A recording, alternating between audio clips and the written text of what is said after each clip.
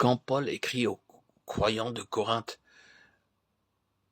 les prémunissant contre la sagesse de ce monde, il n'a pas affaire là avec quelques hérésies juives ou païennes.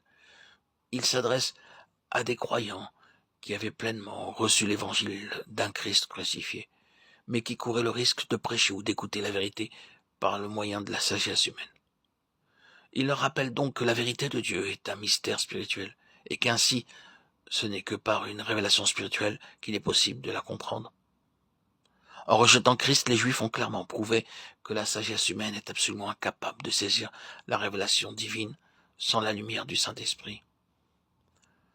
Les Juifs se glorifiaient de leur attachement à la parole de Dieu, du soin qu'ils apportaient à l'étudier et à conformer leur vie à ses enseignements. L'événement prouva que, sans s'en rendre compte, ils la méconnaissaient entièrement puisqu'ils rejetèrent le Messie même qu'ils se figuraient attendre. La révélation divine que Paul expose dans ce chapitre aux Corinthiens 2, 4, 15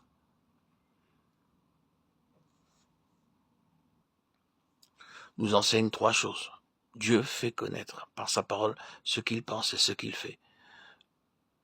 Tout prédicateur chargé d'en transmettre le message ne doit pas se contenter de posséder la vérité, mais doit continuellement recevoir de l'esprit la manière de l'exposer. Et tout auditeur a également besoin d'être éclairé au-dedans de lui pour la recevoir. Car ce n'est qu'autant qu'il sera l'homme spirituel vivant de la vie de l'esprit que son intelligence pourra saisir la vérité spirituelle. C'est seulement quand nous avons la pensée de Christ, 1 Corinthiens 2,16, que nous pouvons comprendre la vérité telle qu'elle se trouve en Jésus-Christ. C'est là de nos jours encore ce que l'Église, que chaque croyant a grand besoin d'apprendre et de savoir. À la Réformation, on a reconnu l'insuffisance de la justice de l'homme pour accomplir la loi de Dieu. Dès lors, tous les chrétiens évangéliques ont admis cette vérité, au moins en théorie. Mais l'insuffisance de la sagesse de l'homme est loin d'avoir été si clairement reconnue.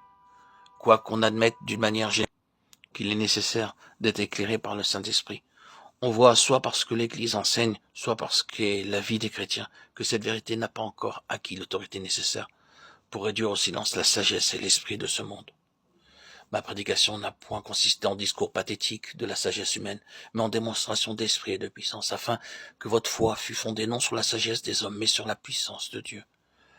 Or, nous prêchons la sagesse entre les parfaits, une sagesse non de ce monde, mais nous prêchons la sagesse de Dieu qui était un mystère, c'est-à-dire une chose cachée, qu'aucun des princes de ce monde n'a connue, mais Dieu nous les a révélés par son Saint-Esprit.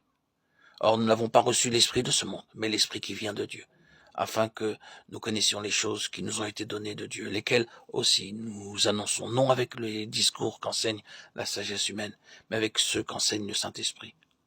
Or, l'homme naturel ne comprend point les choses que sont de l'Esprit de Dieu. Mais l'homme spirituel juge toutes choses. 1 Corinthiens 2, 14, 2, 4, 15.